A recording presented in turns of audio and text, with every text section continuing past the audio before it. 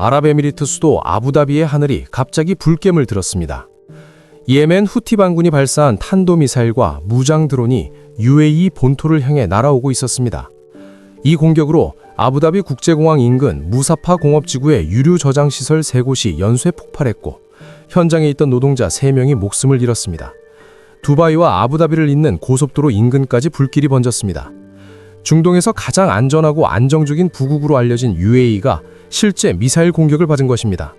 전 세계가 충격을 받았습니다. 그런데 이 사건 이후 세계 방산업계의 시선이 향한 곳은 폭발 현장이 아니었습니다. 바로 하늘이었습니다.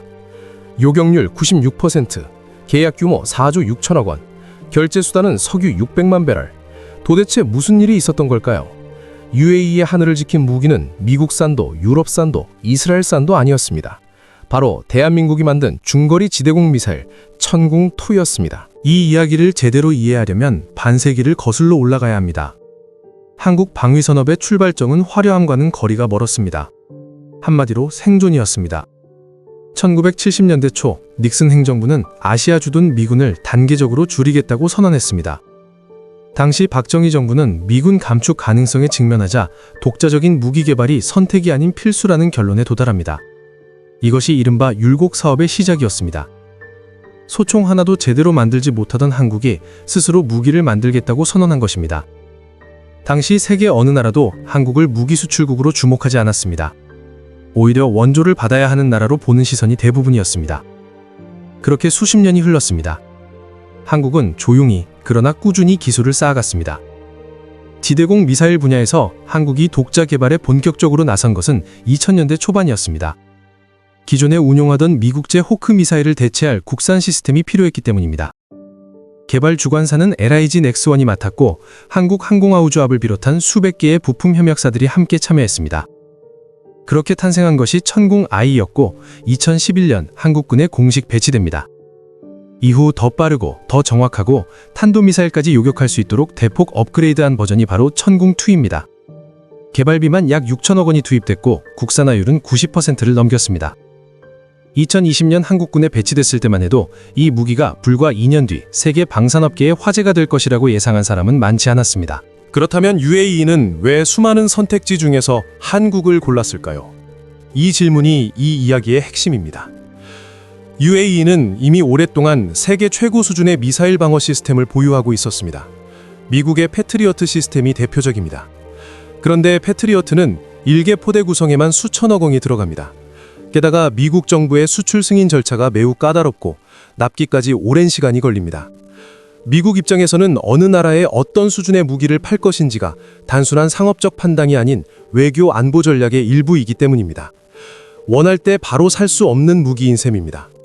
반면 천궁2는 달랐습니다. 성능 면에서 패트리어트와 대등하거나 일부 능가한다는 평가를 받으면서도 가격은 더 경쟁력이 있었습니다. 무엇보다 UAE는 정치적 조건 없이 협상이 가능했고 납기 속도와 사후 지원 체계에서도 강점을 보였습니다. UAE 방산 관계자들이 천궁2를 처음 검토했을 때 내린 결론은 간단했습니다. 이 무기는 쓸만하다. 그리고 살 수 있다. 2022년 1월 한국과 UAE는 드디어 천궁2 수출 계약에 서명했습니다. 규모는 약 35억 달러, 한화로 4조 6천억 원. 당시 한국 방산 역사상 단일 계약으로는 최대 규모였습니다. 한국 방산업계는 흥분했습니다. 이 실전 상황에서 방산업계 관계자들이 주목한 숫자가 나왔습니다. UAE가 운용한 방공 시스템들의 복합 요격 성공률이 96%에 달한다는 평가였습니다. 이 숫자가 96%가 얼마나 대단한 건지 감이 잘 안 오실 수 있습니다. 쉽게 설명하면 이렇습니다. 후티가 미사일 100발을 쐈다면 96발이 목표물에 닿기 전에 하늘에서 터진 것입니다. 나머지 4발만이 지상에 영향을 미쳤다는 뜻입니다. 그것도 사막의 극한 기온, 모래바람, 실제 전투의 혼란 속에서 기록된 수치입니다. 연구소의 이상적인 조건에서 나온 숫자가 아닙니다. 세계가 놀란 것은 여기서 끝나지 않았습니다. UAE가 추가 물량을 긴박하게 요청했을 때 한국이 보여준 대응 속도가 또 한 번 업계를 충격에 빠뜨렸습니다. LIG 넥스원의 경남 창원 공장은 주말도 공휴일도 없이 생산 라인을 풀가동했습니다. 부품을 납품하는 협력사 수백 곳도 24시간 체제로 전원했습니다. 통상 이 급의 무기 시스템은 계약 후 실제 납품까지 3년에서 5년이 걸립니다. 미국, 유럽 방산업체들은 당시 우크라이나 전쟁 여파로 수주 잔량이 쌓여 납기가 밀리고 있었습니다. 그런 상황에서 한국은 약속한 일정을 지켜냈습니다. 방산업계에서 납기를 지킨다는 것은 단순한 약속 이행이 아닙니다. 그 나라의 제조 능력, 공급망 관리 능력, 그리고 국가의 의지를 동시에 증명하는 것입니다. UAE는 감사를 돈으로만 표현하지 않았습니다. 이 거래 일부를 석유 600만 배럴로 결제했습니다. 당시 국제 유가 기준으로 수억 달러 규모에 해달하는 양입니다. 에너지 자원이 부족한 한국 입장에서는 외화를 버는 동시에 안정적인 에너지 공급원을 확보한 셈이었습니다. 무기 하나가 에너지 외교까지 해결한 것입니다. 이 사건이 터진 이후 전 세계 국방부 장관들의 책상 위에 한국산 무기 계약서가 올라갔습니다. 폴란드는 2022년 한국과 K2 전차 980대, K9 자주포 648문이라는 역대급 계약을 체결했습니다. 노르웨이는 K9 자주포를 추가 도입하기로 했고, 호주, 인도, 루마니아, 이집트 등 여러 나라에서 한국 방산에 대한 공식 협상 요청이 밀려들었습니다.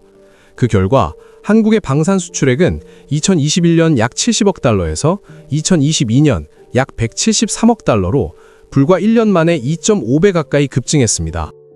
방산 수출 세계 순위도 2021년 8위에서 2022년 9위권을 유지하며 상위권으로 도약했습니다. 물론 냉정하게 볼 필요도 있습니다.